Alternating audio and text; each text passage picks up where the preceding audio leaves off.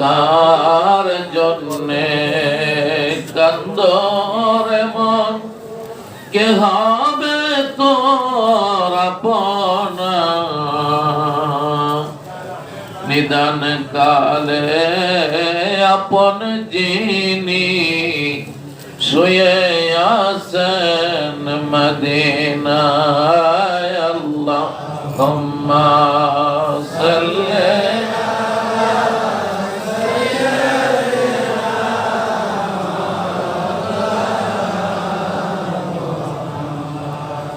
وعلى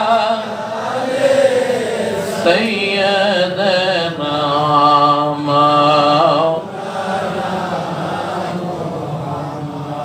চিন্তা করে দেখছ নিমন, ওই না গভীর রাত্রিতে মরার পরে কবর দেশে কে যাইবে সঙ্গেতে? আল্লাহুম্মা সাল্লি জোরে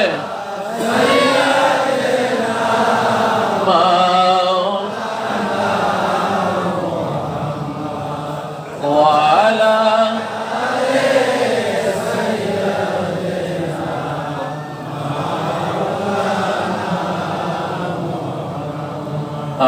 لا إله إلا الله، لا إله إلا الله، لا إله إلا الله، محمد رسول الله। খাজা বাবার কদম ধর, কালবে মাওলার জিকির কর, কালব হবে উজালা পড় লা ইলাহা ইল্লাল্লাহ, লা ইলাহা ইল্লাল্লাহ, লা ইলাহা ইল্লাল্লাহ, মুহাম্মদ রাসূলুল্লাহ। জানের মালিক তুই আল্লাহ, মালের মালিক তুই আল্লাহ, তুই বিনে মর নাই আল্লাহ, লা ইলাহা ইল্লাল্লাহ, লা ইলাহা ইল্লাল্লাহ, লা ইলাহা ইল্লাল্লাহ, মুহাম্মদ রাসূলুল্লাহ।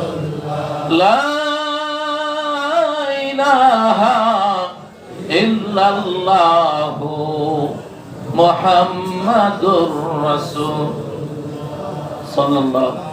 মহান আল্লাহ পাকের দরবারে অগণিত অসংখ্য কালেমাতুর শুকর যে মহান রব্বুল আলামিন আজকে আমাদের শ্রদ্ধাভাজন শ্রদ্ধেয়া বুবুজানের অষ্টম ফাতিহা অনুষ্ঠানে আল্লাহ পাক আমাদেরকে আসার সুযোগ করে দিলেন। ওই মহান মাহবুদের দরবারে শুকরিয়া আদায় করি, জবান খুলে মহাব্বতে বলি আলহামদুলিল্লাহ। এতগুলা মানুষ আল্লাহর প্রশংসা করলেন, আওয়াজটা আরেকটু জোরে হওয়া উচিত ছিল না? আল্লাহর প্রশংসা করলে আল্লাহ খুশি হয় না বেজার হয়? আপনার আমার লাভ হয় না লোকসান হয়? আল্লাহ নবী বলেন, আল্লাহর বান্দা যদি একবার আলহামদুলিল্লাহ বলে, আসমান ও জমিন এর মাঝখানে যে ফাঁকা জায়গাটা আমরা দেখি, আল্লাহ নবী বলেন এই পুরা জায়গাটা আল্লাহ রহমত দিয়ে ভরপুর করে দেন। আমরা কিন্তু কিছু নিবার জন্য আসছি, আমরা কিছু নেবার জন্য আসছি। আগেও বলা হয়েছে জলি আল্লাহর দপ্তরে সাবধানে চলাফেরা করা লাগে। এখানে দুইটা জিনিস আছে, রহমত আছে, গজব। কেউ রহমত অর্জন করবে, কেউ গজব অর্জন করবে। এখানে যারা আসলেন, যারা ভিতরে বসলেন আর যারা বসলেন না, চায়ের স্টলে এদিক ওদিক ঘোরাফেরা করতেছেন, বলেন তো সবাইকে 100 মান সওয়াব পাবেন? 100 মান সওয়াব পাবেন না। এখানে আসছেন, খেয়াল রাখার দরকার ছিল যে সর্দার ভাইয়ের পক্ষ থেকে কখন কি হুকুম আসে। যে নিয়ামত দেওয়ার কথা ছিল, যেটা পাওয়ার কথা, সেটা কিন্তু আপনারা পেয়ে গেছেন। সর্দার ভাই আসরের নামাজের সময় বলছে যে এটাই মুখ্যম সময়, এটাই উত্তম সময়, এটাই আসল সময়। আপনারা হাউস ও মহব্বতে বসেন, একটা লোক চলাফেরা করবেন না, এবং হাউস ও মহব্বত নিয়ে মিলাদ শরীফ পড়েন। ভাইজান কখনো মাইক ধরে কথা বলেন নাকি? আজকে বলছেন যে মিলাদ শরীফ পড়লে, দরুদ শরীফ পড়লে আল্লাহর নবী নিজে শুনে। সুবহানাল্লাহ। সুবহানাল্লাহ। আল্লাহ নবী শুধু শুনেই না, নবীজি বলছে যদি আমার কোন উম্মত মহব্বতের সাথে দরুদ শরীফ পড়ে, তার এই দরুদ মুখের থেকে বের হওয়ার আগে ওটা আমার কানে পৌঁছে যায়। যদি সেটা মহব্বত থাকে, যদি সেটা মহব্বত, আর যদি মহব্বত না থাকে তাহলে রহমতের ফেরেশতারা নিয়ে পৌঁছায় দেয়। দুটার মধ্যে কি ব্যবধান আছে না নাই? একটা হলো যদি মহব্বত থাকে, নবীজি বলে মাঝখান করে মিডিয়া লাগে না, আমি নবী সরাসরি শুনতে পারি। আর যদি মহব্বত ছাড়া দরুদ শরীফ পড়ে তো সেই দরুদটা আল্লাহ ফেলে দেন না, ওটা রহমতের ফেরেশতা দিয়ে নবীর কানে পৌঁছায় দেয়। কথা হবে খুব সংক্ষেপ, আজকে এটা ওয়াজের জায়গা না, যে জন্য আসছে সেটা আপনারা হাসিল করে নিচ্ছেন। আজকে বুবু জান চলে গেছেন, আমরা একদিন চলে কিভাবে যাবো কি যাব না? যখন তুমি এসেছিলা ভবে, তুমি একা কেঁদেছিলা, হেসেছিল সবে। এমন জীবন তুমি করহ গঠন, মরণে হাসিবে তুমি, কান্দিবে ভুবন। যে তুমি যখন দুনিয়াতে আসছো, তুমি দুনিয়া আসার পরে তোমার আত্মীয় স্বজন যারা শুনছে জমকের একটা বেটা হয়েছে, একটা বেটি হয়েছে, আনন্দ করছে, মিষ্টি খাইছে, পরস্পরের শুভেচ্ছা বিনিময় করছে, কিন্তু তুমি কানতে কানতে আসছো। কবি বলতেছে এমন একটা জীবন তুমি গঠন করো, তোমার দেখি যাবার দিনও আছে। আসছেন যখন, যাবার দিনও ঠিক বাধ্যতামূলক আছে না নাই? ইচ্ছায় হোক অনিচ্ছায় হোক। তো সেই যাবার দিনটাই এমন একটা দিন আসবে যেদিন কারো বাঁধা ধরা নাই। নবীজি বলেন এটাকে গোপন রাখা হয়েছে। কেন গোপন রাখা হয়েছে? যাতে করে মানুষ বেশি ইবাদত করে। সুবহানাল্লাহ। তো সেই যাবার দিনটা যেদিন আপনি চলে যাবেন, সেই দিনটা যেন এমন দিন হয় যে আপনি চলে যাবেন হাসতে হাসতে, আর দুনিয়ায় যারা থাকবে তারা আপনার জন্য কাঁদবে। এখন নিজের নিজে জিজ্ঞাসা করেন, আমরা কি এমন একটা জীবন হাসিল করতে পারছি? মরণের কথা শুনলে তো মাথাটা নষ্ট হয়ে যায়, মনে হয় যে দুনিয়াটা আর ভালো লাগে না মরণের কথা চিন্তা করলে। অথচ এই মরণ এমন একটা জিনিস, আপনি ওলি আল্লাহ কিনা, এক কথায় যদি প্রশ্ন করা হয় ওলি আল্লাহ কিনা, যাচাই করবেন কেমনে? দেখবেন সে মৃত্যুকে ভালোবাসে, সে হল ওলি আল্লাহ। সুবহানাল্লাহ। তার কারণ মৃত্যু এমন একটা জিনিস যে মৃত্যুর দ্বারা মহান মাবুদের সাথে, আল্লাহর নবীর সাথে বান্দার দিদার নসিব হয়। তাহলে আপনি যারে ভালোবাসলেন, আল্লাহ রাসূল কি ভালোবাসি না? কি বলেন ভালোবাসি না? কারা কারা বাসেন একটু হাত উঁচা করেন। নারায়ে তাকবীর। হাত নিচে নামান।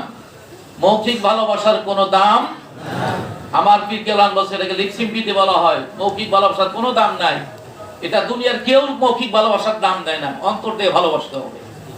তো সত্যিকারে যদি আমরা আল্লাহ রাসূলকে ভালোবাসি, তাহলে সেই রাসূল প্রেমিক, আল্লাহ প্রেমিক আমাদের হওয়া লাগবে। আপনারা হযরত বেলালের নাম শুনছেন।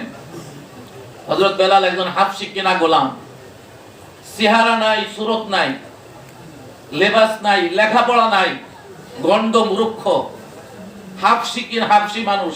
হাবশী হলো কালার উপরে কালা। সেই কালা মানুষটা যেদিন মৃত্যুর সময় চলে আসছে, মৃত্যুর সময় আসছে, মৃত্যু সজ্জায় শায়িত, ছেলে পেলে পাশে বসে আছে। হযরত বেলাল বারবার শুধু মুস্কি হাসতেছে। সুবহানাল্লাহ। ছেলে পেলেরা বলছে, বাপজান আপনি চলে যাইতেছেন, অথচ বারবার আপনার মুখে হাসি দেখি, কারণটা কি? তখন হযরত বেলাল বলছে, বাবা শোনো, যে নবীর দিকে তাকায়া আমি উমাইয়ার নির্যাতন সহ্য করছি, আমার শরীরের মধ্যে আঙ্গার আগুন ঢোকায়া দিছিল, আমার শরীরটা গইলা পচা চর্বি গুলা, তেল গুলা দিয়ে আগুন নিভে গেছে, এমন কষ্ট আমি করছি যে নবীর জন্য, যে আল্লাহর জন্য। আমার এই সারা জীবনের কষ্ট আজকে শেষ দিন, আজকে কিছুক্ষণ পরে সে আল্লাহ এবং রাসূলের সাথে আমার দিদার নসিব হয়ে যাবে। কাজে আমার জীবনে এর চাইতে ভালো আর কোনো দিন। আপনারা জাকের ভাই, আমি ওয়াজের ভাষা হারাই ফেলছি, এখানে কোনো ওয়াজের জায়গা না। আমরা যে ইমোশনাল নিয়া, আমরা যে কি বলে যে ডিজাইন করে কথা বলি, কথা বলার জায়গা এটা না। খুব সংক্ষেপে কয়েকটা কথা বলি। আমরা সবাই হাদিসটা জানি যে উরুস শরীফ কাকে বলা হয়। বলা হয় নিমকা নিমাতুল উরুস। দুলহা দুলহিনকে বলা হয় তোমরা আরামে ঘুমায়া যাও। দুলহা দুলহিনকে কি বলা হয়? আরামে ঘুমায়া যাও। সেইটার নাম হলো উরুস শরীফ, সেটার নাম ফাতিহা শরীফ। সুবহানাল্লাহ। যে উরুস শরীফ বিশ্ব জাকির মন্দিরে হয়, খাজা আজমিরি শরীফে হয়, হযরতে আব্দুল কাদের জিলানী রাহমাতুল্লাহ আলাইহির ওখানে হয়, এরকম বড় বড় ওলি আল্লাহর দপ্তরে হয়। হুজুর কেবরান বলতেন যে বাবা, আল্লাহ পাকের সিলেক্টেড নির্বাচিত যে ব্যক্তি তারই কেবলমাত্র উরুস শরীফ হয়। সুবহানাল্লাহ। যে কোনো মানুষ ডাকলেই কি লোক পাওয়া যায়? কি বলেন? আমরা তো মাহফিল করে অনেক জায়গায় কাচ্চি বিরিয়ানি পাকায় রাখে, দর্শক শ্রোতা নাই, ওয়াজের প্যান্ডেলের সামনে কোনো লোক নাই, খাবার সময় পিটাপিটি লেগে যায়। কি বলেন, আছে না নাই? কিন্তু এইখানে আসলেন, ওই যে সাবু ভাই বলছেন ঠিক মতো খাবার নাই, ঠিক মতো বিশ্রামের জায়গা নাই, ঠিক মতো বাথরুম নাই, সবকিছু এলোমেলো, কিন্তু তারপরও তো আপনারা একটু ক্লান্তি বোধ করেন নাই। কি বলেন, করছেন? কারো কাছে খারাপ লাগতেছে? কারণটা কি? এই যে বলা হয়েছে যে উরুস শরীফ কাকে বলা হয়? মহা আত্মার মিলন, সমস্ত ওলি আল্লাহদের যেখানে মিলন, সেইটার নাম হলো উরুস শরীফ। সেটার নাম কি? আমরা সবাই জানি, বলা হয় যে নিমকা নিমাতুল উরুস, তোমরা দুলহা দুলহিনের মতো ঘুমায়া যাও, এটার নাম হলো উরুস। আপনারা বলেন, পৃথিবীতে এমন কোন আহাম্মক, এমন কোন পোকারাম, এমন কোন হিজলা আছে নাকি যে বছর রাত্রে, অর্থাৎ বাসর রাত্রে বেলায় ওই হিজলা ঘুমায় যায়? এমন কোন যুবক আছে? এমন কোন যুবতী আছে? বাসর রাত্রে ঘুমাইছেন কারা? একটা হাত উঁচা করেন যারা বিয়ে করছেন, দেখে আছেন নি কেউ? হ্যাঁ, কথাটা কিন্তু বুঝবার ব্যাপার। এখানে ঘুমানোর রাত্রি না, যদিও বলা হয়েছে হাদিসে যে ঘুমাও দুলহা দুলহিনের মতো। অর্থাৎ এতদিন পরে যার আশায় ছিলা, যার অপেক্ষায় ছিলা, নবী নবী বলে কাঁদছো, আল্লাহ আল্লাহ বলে কাঁদছো, সেই মহান মাবুদের সাথে তোমার দেখা হবে আজকে, সেই মহান নবীর সাথে তোমার আজকে দিদার নসিব হবে। সেই দিনে তুমি কেমনে ঘুমাইতে পারো? ওই নবীরে পাওয়ার পরে তোমার নবীর সাথে কথা বলতে বলতে, তার সাথে সময় স্থাপন করতে করতে কখন যে রাত্রি পোষায় যাবে তুমি নিজেও টের পাবা না। জোরে বল সুবহানাল্লাহ।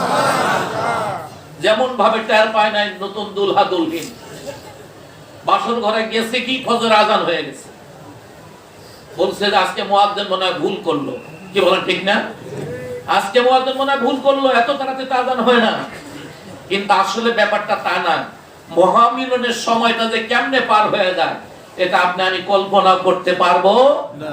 এজন্য হাদিস শরীফে আসছে, হাশরের ময়দানে আল্লাহ পাক জান্নাতীদেরকে জান্নাতে দিয়ে দেবেন, তোমরা জান্নাতে চলে যাও। জান্নাতে যাবেন, কিছু সংখ্যক লোক ফেলফালে তাকায় থাকবে আল্লাহর আরশের দিকে। তখন আল্লাহ বলবে যে আমি তো সবাইকে জান্নাতে যাইতে বললাম, গেল, তোমরা যে গেলা না। তখন বলতেছে যে আল্লাহ, আমরা কোন জান্নাতে যাব? আমরা তো জান্নাতের আশায় তোমার ইবাদত বندگی করি নাই, জান্নাতের পরোয়া করে তোমারে ডাকি নাই, তোমার তো ডাকছিলাম শুধু তোমাকে পাওয়ার জন্য। সুবহানাল্লাহ।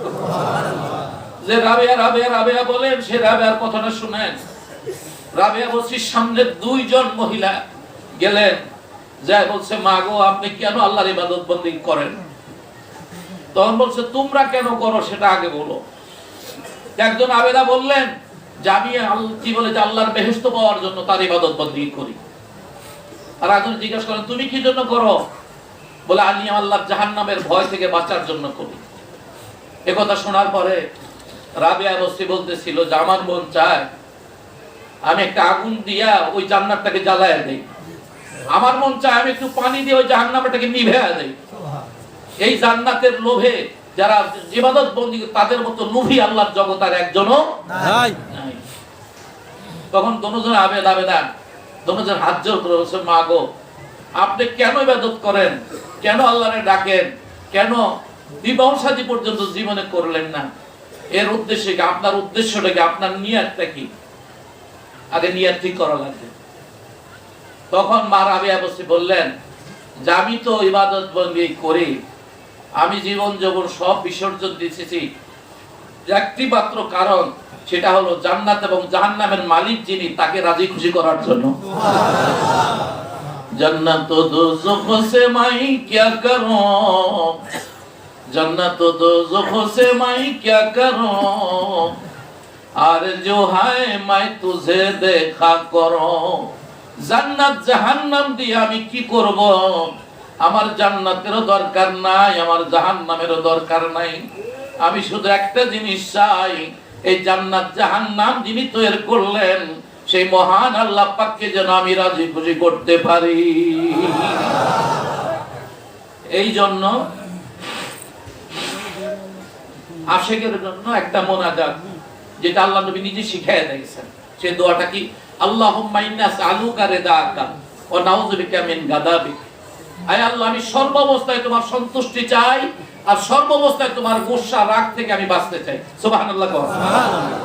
অন্য আরেকটা মোনাজাত আল্লাহ নবী শিখিয়ে দিয়েছেন, এভাবে তোমরা দোয়া করো।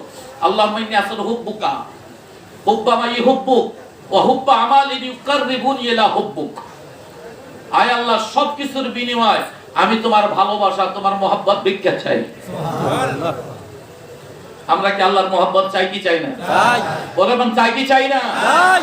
আল্লাহর মহব্বত ছাড়া কিন্তু উপায় নাই।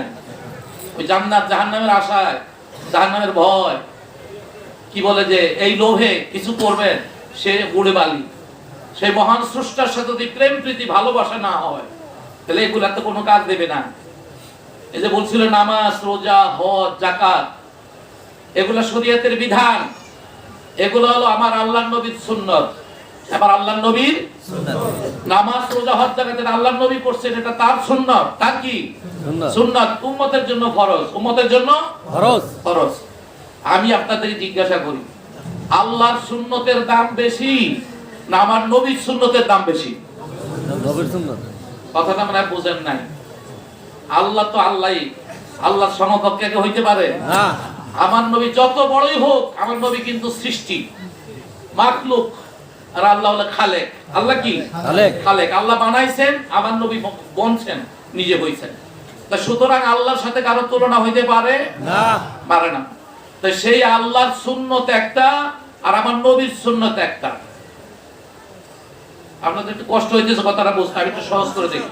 সর্দার ভাইয়ের একটা হুকুম আর তার ছেলে জজ সাহেবের একটা হুকুম, দুইটা কি এক সমান হবে? এক সমান তামিল দেবেন? সর্দার ভাইটার দাম বেশি না?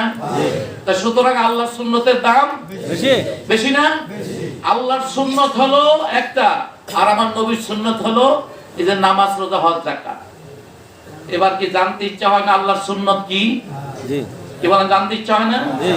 আল্লাহ বলেছে আমার একটা সুন্নত, আমি একটা সুন্নত পালন করি, আর সেটা কি?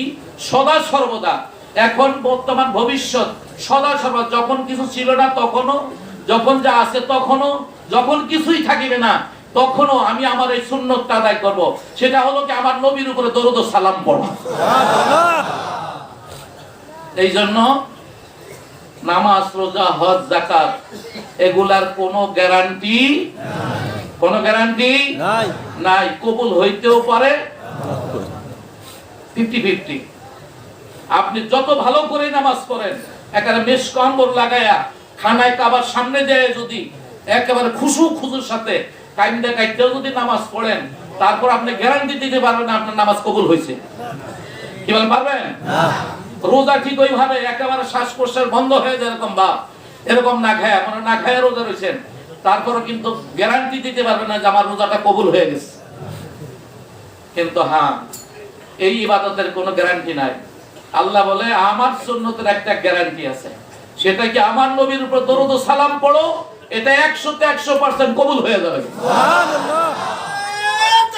আল্লাহ শরীফ ফরিদপুরি জিন্দাবাদ, জাকির মঞ্জি জিন্দাবাদ, দারা শরীফ জিন্দাবাদ, সরদার ভাইজান জিন্দাবাদ, ফাতেহা খানি জিন্দাবাদ, তাকবীর। আমার ভাইরা, জানা কথা আমি আপনাদের পুনরাবৃত্তি করতেছি।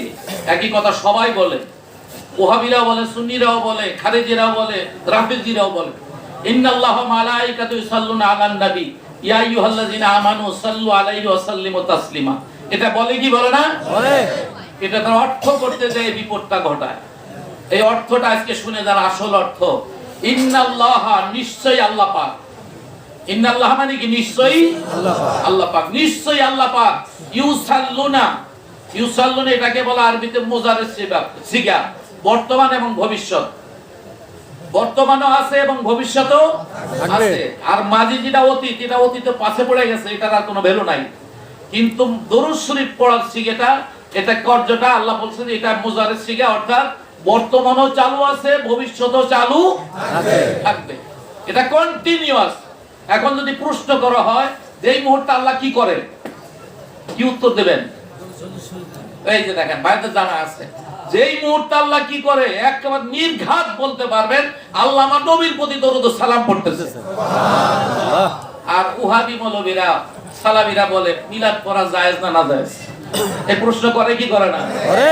অথচ আল্লাহ পরিষ্কার বলছে আমি সদা সর্বদা আমার নবীর প্রতি দরুদ ও সালাম পড়তেছি এবং পড়িতে থাকিব। সুবহানাল্লাহ। আমার ভাইয়ের আফসোস, আজকে জুম্মার দিনের অনেক মর্যাদা। জুম্মার দিনের সাইয়্যিদুল আইয়াম বলা হয়, শ্রেষ্ঠ দিন, সপ্তাহের শ্রেষ্ঠ দিন।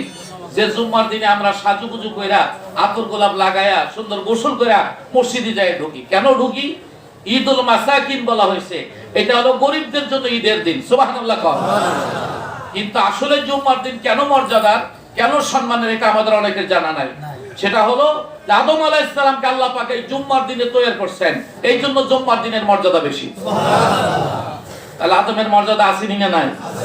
কত বড় মর্যাদা দেখেন। আল্লাহ ফেরেশতা দিয়ে সিজদা করাইছেন, ফেরেশতা দিয়া সিজদা করাইছেন।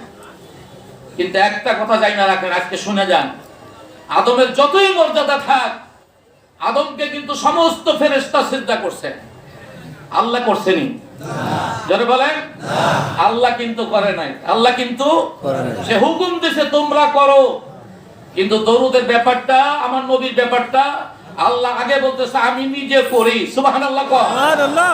জিবরিল ফেরেশতা সমস্ত ফেরেশতাদেরকে জানায় দাও তারা যেন এই আমল করে। সুবহানাল্লাহ। জিবরিল আলাইহিস সালাম বলছে ইয়া রাব্বুল আলামিন, আপনি যে কাজ করেন এটা মাখলুকে কেউ করতে পারা, এটা তো শিরক হয়ে যাবে। এটা কি হবে? আল্লাহর কাজ আরেকজনে করতে পারে, এটা শিরক না? আপনার কাজে শরীক, আল্লাহ আপনার কাজে শরীক থাকি কেমনে? আল্লাহ বলছে সব ক্ষেত্রটা একরকম, আমার নবীর ব্যাপারটা আলাদা। আমার নবীর কাজের ক্ষেত্রে তোমরা সহযোগিতা করো, এটা আমি আল্লাহ বেজার না, বরং আমি আল্লাহ খুশি হয়ে যাব। আমার ভাইয়েরা, সেই রাসূল পাক সাল্লাল্লাহু আলাইহি সাল্লাম, তাকে আল্লাহ কত ভালোবাসে, কত মহব্বত করে। হযরত মূসা আলাইহিস সালাম তুর পাহাড়ের 3 মাইল পর্যন্ত উপরে উঠে গেলেন, 30 দিন পর্যন্ত রোজা রাখলেন। কয়দিন? 30 দিন পর্যন্ত না খায় রোজা রাখলেন। এরপরে মুখটাকে মেসওয়াক করলেন, সুন্দর করে মুখ পরিষ্কার করলেন। আল্লাহ বলছেন তাওরীত কিতাব দিবেন, তার সাথে কথা হবে। এবার যখন মুখ পরিষ্কার করে উপরে উঠলেন, আল্লাহ ডাক দিয়ে বললেন মুখটা কেন তুমি পরিষ্কার করলা? দুর্গন্ধটা কেন তুমি দূর করলা? তোমার এই রোজার কারণে মুখের দুর্গন্ধ, এটা আমি আল্লাহর কাছে বেশ কাম্বরের চাইতে বেশি পছন্দ।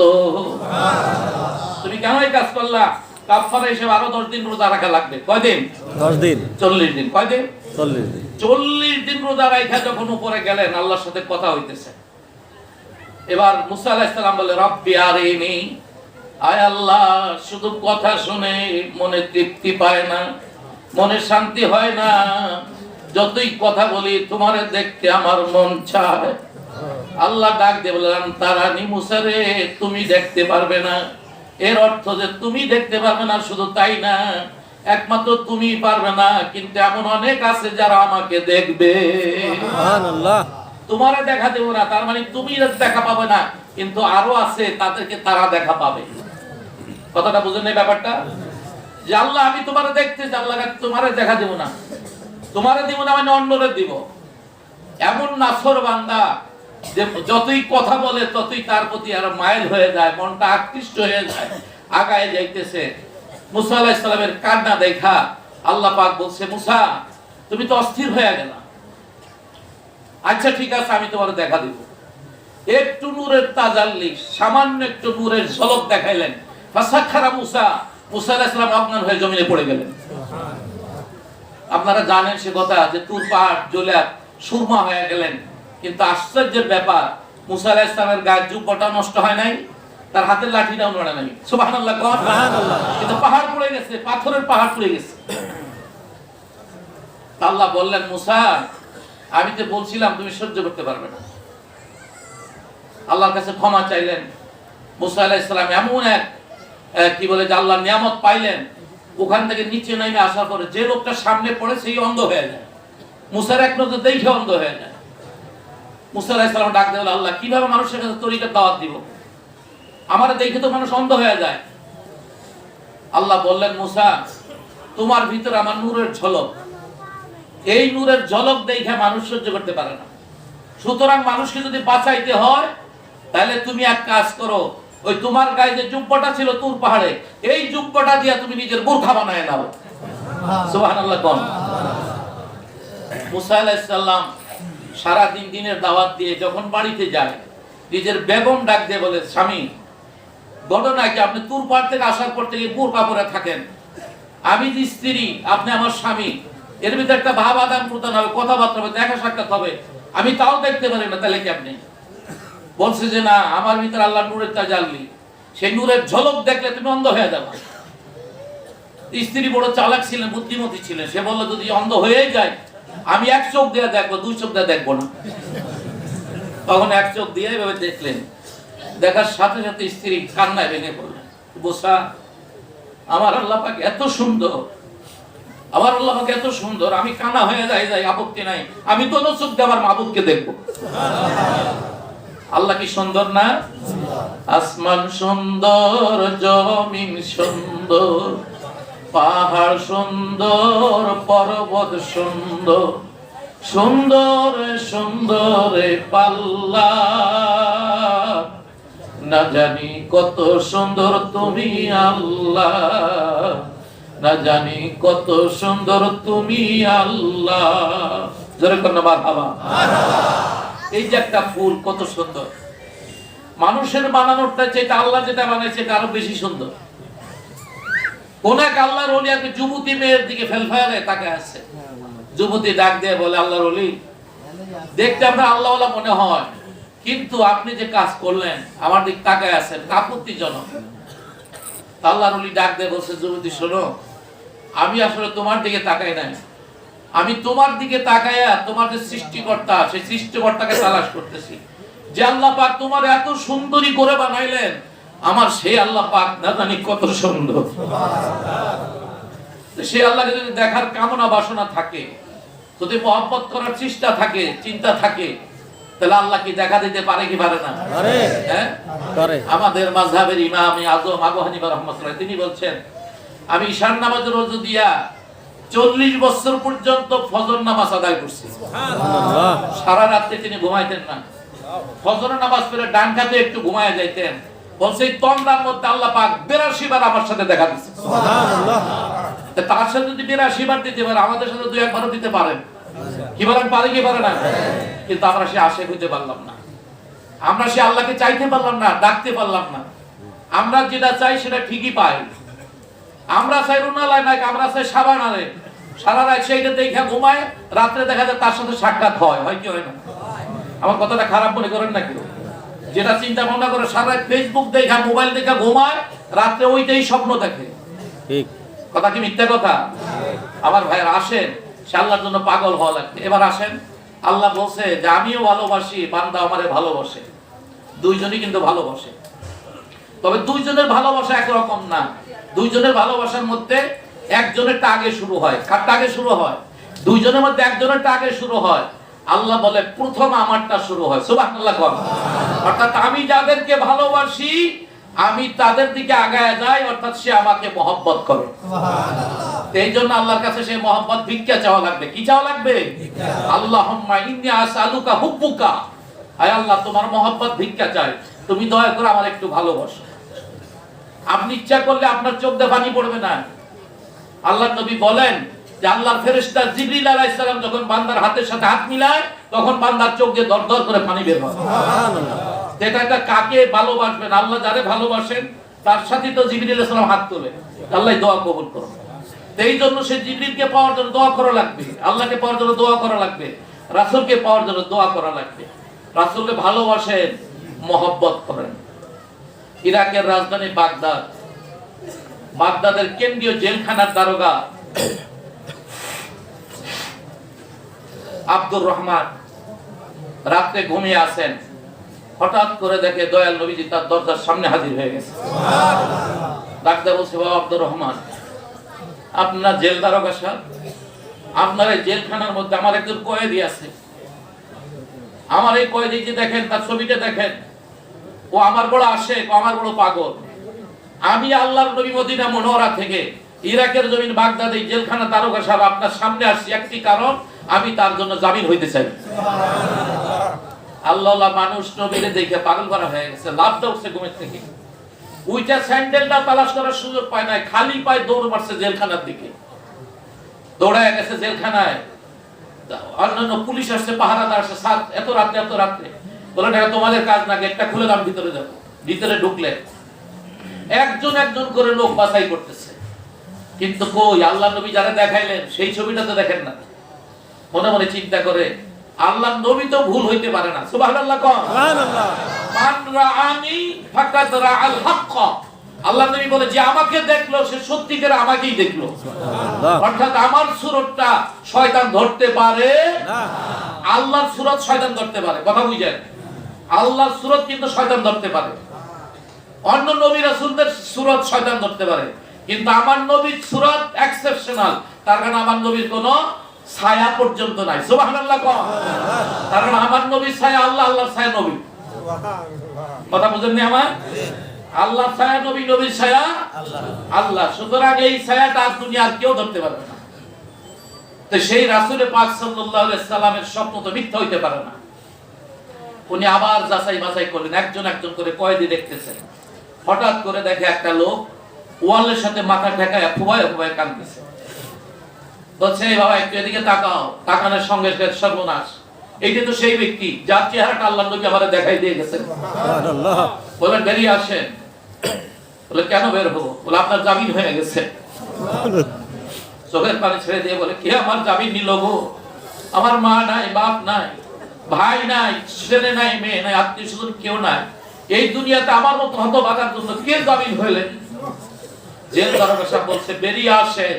কোন রাজা, বাদশা, মন্ত্রী, মিনিস্টার আপনার জন্য জামিন হয় নাই, বরং আপনার জন্য যিনি জামিন হয়েছেন তিনি তো জাহানের বাদশা নবী। স্বয়ং আল্লাহর নবী আপনার জন্য জামিন হয়ে গেছে। এবার উনি বের হয়ে আসলেন। জেল দারোগা সাহেব পিছনে পিছনে হাঁটতেছে, হাত জোড় করে, যে আমি আর যাই হই, জেল দারোগা আর যাই হই, কিন্তু উনি যে ব্যক্তি, উনি কত বড় আল্লাহর ওলি, যে ওনার জন্য সঙ্গে আল্লাহর নবী জামিন হইলেন। জেল দারোগা সাহেব পিছনে পিছনে আসলেন, পুরো সজ্জা বিছায়া, আতর গোলাপ বিছায়া জানামাজ বিছানায় বসাইলেন। কয়েদি হাত জোড় করে বলেন জীবনে কি আমল করলেন, জীবনে কি ভালো কাজ করলেন, যার পরিপ্রেক্ষিতে স্বয়ং আল্লাহর নবী আপনার জন্য জামিন হয়ে গেলেন। উনি বলছে, আমি জীবনে কোনোদিন ভালো কাজ করি নাই, আমি একজন পাপী মানুষ, আমি একজন গুনাহগার মানুষ, আমার জীবনে কোনো ভালো আমল নাই। ডাকাত সর্দার, আমি ছিলাম সেই সর্দার, আমার দলের সব লোক ডাকাত, আমি ডাকাতের নেতৃত্ব দিতাম। কেন জানলাম নবী আমার জন্য এই মায়া করলেন আমি বুঝতে পারি না। জেল দারোগা সাহেব বারবার বলছে, বলেন না জীবনে কি করলেন, নিশ্চয় কোনো ভালো আমল আছে যার কারণে পরিপ্রেক্ষিতে আল্লাহর নবী আপনার জন্য জামিন হয়ে গেছে। এবার কয়েদি কানসার বলছে, শোনেন আমার জীবনে ভালো কোনো কাজের কথা মনে পড়ে না, তবে একটা কাজ, আমার দলের যুবক ছেলেরা একদিন দেখলাম একটা যুবতী মেয়েকে ধরে নিয়ে আসছে, অপূর্ব সুন্দরী, দেখার মতো মেয়ে, কিন্তু দেখলাম একটা জিনিস, মেয়েটা ছটফট করে দাপাইতেছে, জবাই করা মোরগ মুরগি যেভাবে লাফায় ওইভাবে লাফাইতেছে, আর বারবার শুধু একটা কথা বলতেছে, মুঝে ছোড় দো, মাই সাইয়েদা হো, আমাকে ছেড়ে দাও, আমি স্বয়ং আল্লাহর নবীর আওলাদ। জেল দারোগা সাহেব বলছে কথা শোনার সাথে সাথে আমি বললাম, ও যুবক ছেলেরা এদিকে আসো, মেয়েটাকে আমার হাতে দাও। বলছে, না ওস্তাদ, অনেক কষ্ট করে ধরছি, অনেক কষ্ট করে আনছি, তাকে দেওয়া যাবে না। তখন আমি বললাম, আমার এই জীবনে প্রাণ থাকতে, আমার জীবনে রুহ থাকতে, আমার এক বিন্দু রক্ত বাকি থাকতে আমি এই মেয়েটার সাথে কোনো খারাপ আচরণ করতে দেব না।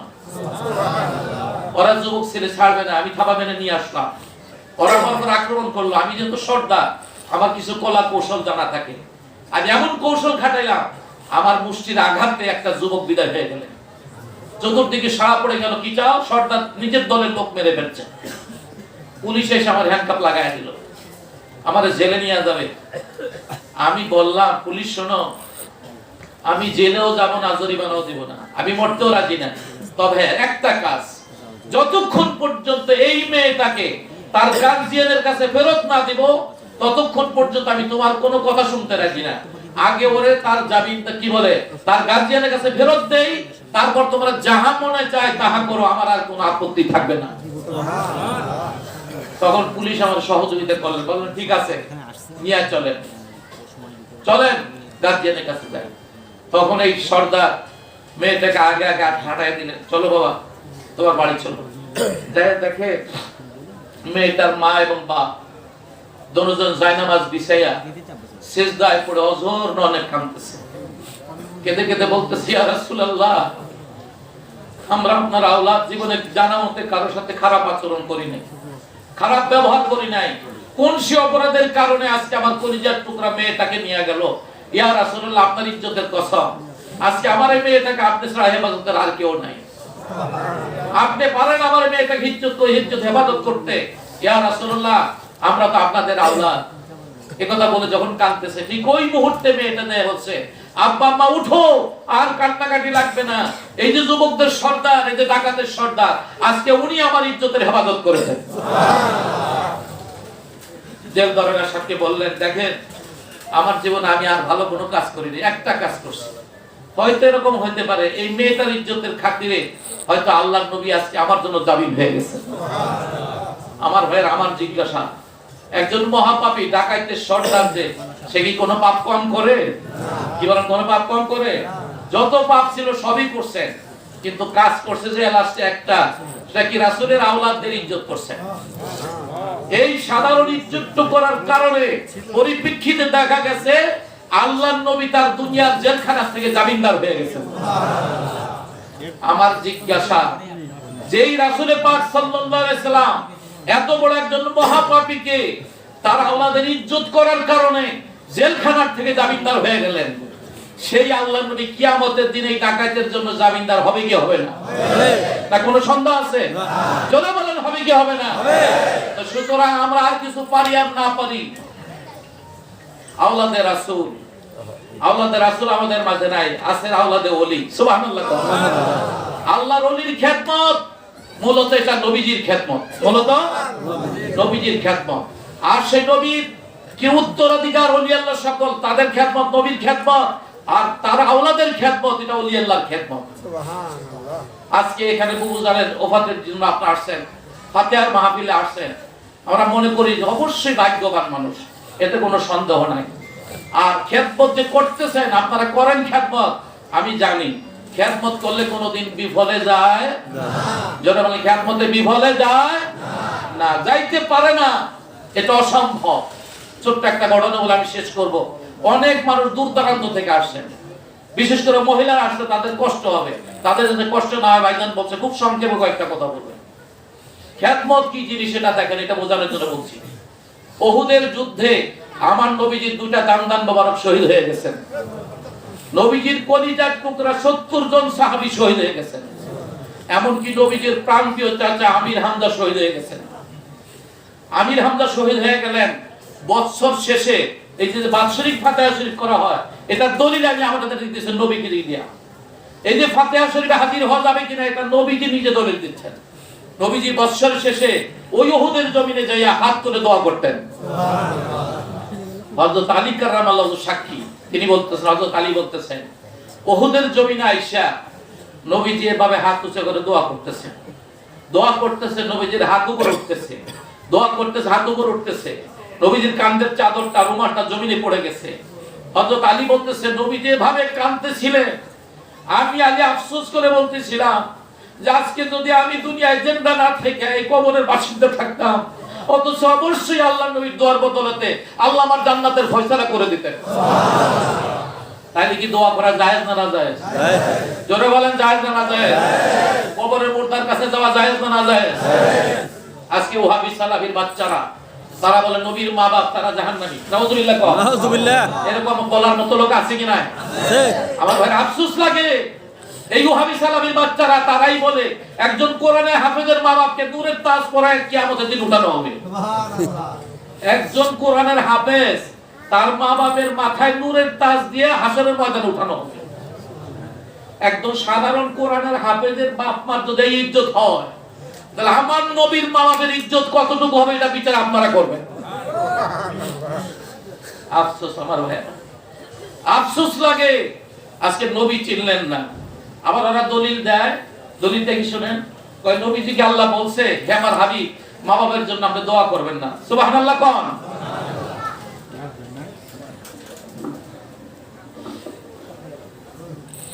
একটু মুহাব্বত দরুদ শরীফ আল্লাহুম্মা সাল্লি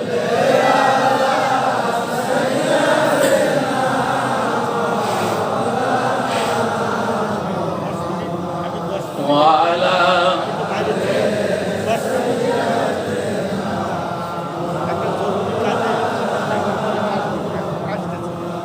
দয়াল নবীর মহব্বতে যার দিল ভাই কান্দে না,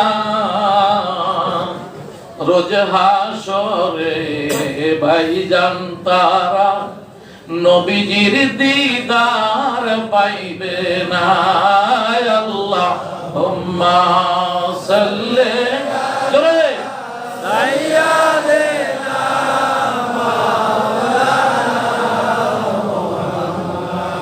ওয়া আলা সাইয়্যিদিনা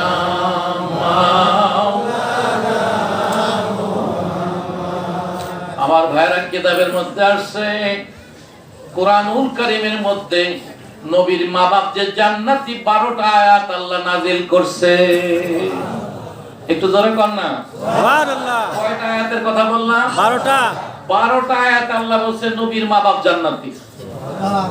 সময় সুযোগ হলে এগুলা বিস্তারিত বলা যাবে। আমার নবীজি বিদায় হজের সময়, কোন হজ? বিদায় হজের সময় মক্কা থেকে মদিনায় যাইতেছে।